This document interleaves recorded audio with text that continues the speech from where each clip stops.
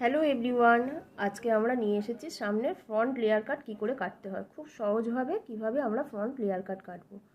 আমরা দুদিকে সেকশন বার করে নিয়েছি।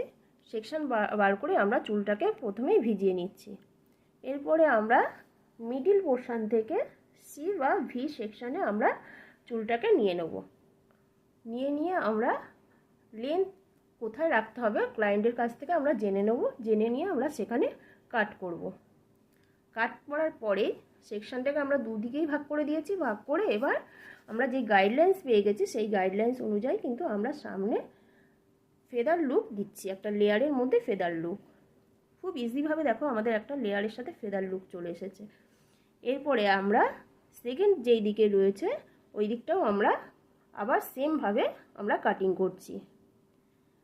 এইরকমভাবে পুরো চুলটাকে আমরা কাটিং করে নিচ্ছি। কাটিং করে